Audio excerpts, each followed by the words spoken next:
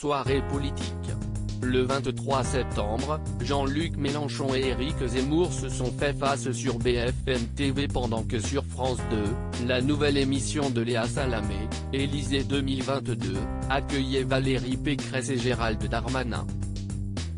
Si est cependant sur BFM TV que les audiences ont été explosives puisque d'après les chiffres de Médiamétrie dévoilés il y a peu et repris par le site Jean-Marc Morandini, 3,81 millions de téléspectateurs étaient présents devant le débat entre le polémiste d'extrême droite et le président du parti Les Insoumis. La chaîne a ainsi raflé 18,7% des parts de marché tandis que sur France 2, un peu plus d'1 million de personnes, 5,1% des parts de marché, se rassemblaient pour voir la première d'Élysée 2022.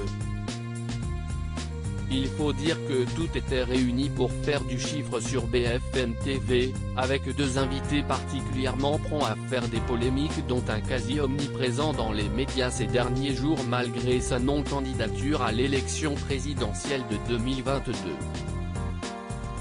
Comme on pouvait s'y attendre, le thème de l'immigration a été au cœur de nombreux débats avec un avis toujours aussi tranché de la part du polémiste déjà accusé et condamné pour racisme et provocation à la haine.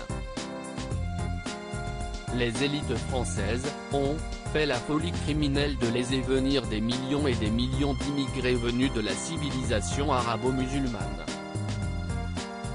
Les Français se sentent colonisés, et ont une peur existentielle de disparaître, a-t-il avancé. Jean-Luc Mélenchon, vous êtes raciste et vous avez été condamné pour ça. Son opposant leader de la France insoumise, Jean-Luc Mélenchon, n'a pas manqué de répondre. Vous êtes un danger pour notre pays.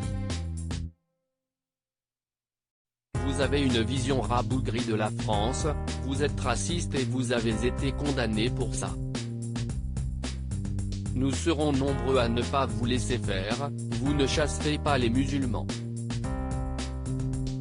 Des échanges tendus au sein d'une conversation qui ne pouvait être que remplie de confrontations tant les opinions des deux hommes divergent.